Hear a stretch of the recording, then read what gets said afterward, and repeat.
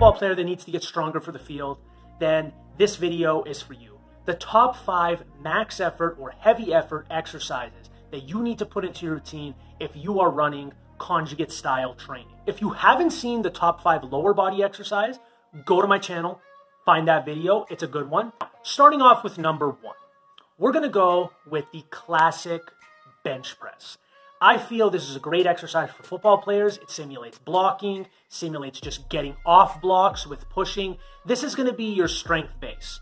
If you don't have a strong bench, you're not gonna have that much other strong pushing exercises, and your pushing power is gonna be limited. That's not to say it's the only way to get stronger for football, but it is your base that you build other things off of. Now, this exercise is gonna be very position dominant. For example, I would never tell a defensive lineman or an offensive lineman to do this as their max effort work, as they are heavier individuals, but it can be done. The weighted pull-up or the weighted chin-up. Having strong pulling exercises is very just important to any sport. You want to have a strong back as much as you do a strong front.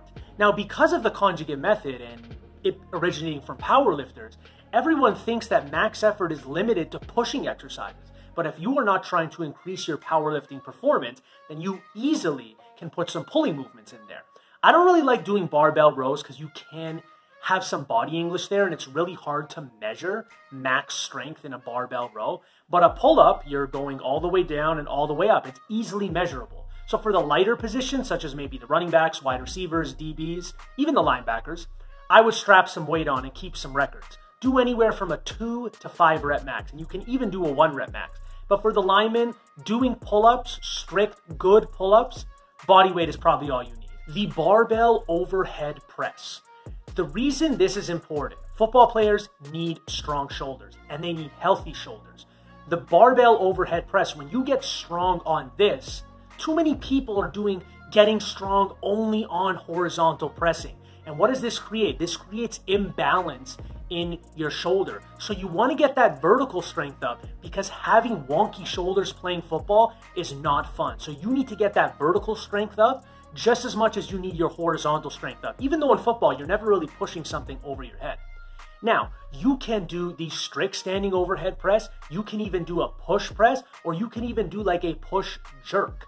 All of these are going to strengthen your shoulders. But why I like the push press and the push jerk is you're getting a little bit of lower body in there. So you're creating like a full body lift to transfer the energy to your upper body, which is basically what football is all about. Then we have the close grip bench press. This is very, very good, because when you are blocking someone in football, you want to get inside them. So you want a closer grip. So you need to get strong at that range of motion and at those joint angles where you are inside their pads. You don't want to be outside. I always used to tell my kids that. If you're outside, you're screwed. And what would make this exercise even better is if you can add bands or chain. Number 1, this works on acceleration, but it emphasizes that punching motion at the end and gives it, no pun intended, but an extra punch at the top. Then, last but not least, I'm going to throw in either a pin press or a floor press. Now, the reason I'm adding these in is you can pause on your chest with the bench press all you want. That's not brute strength. Well, it is in a way, but a pin press and a floor press, you get very little stretch reflex, if any. Pin press is dead. So that means it's building your brute upper body strength. You have to go from 0 tension to 100% tension very, very quickly to move the weight. Think of it as like a deadlift for your upper body. Now, this builds huge amounts of upper body strength and will build pushing power.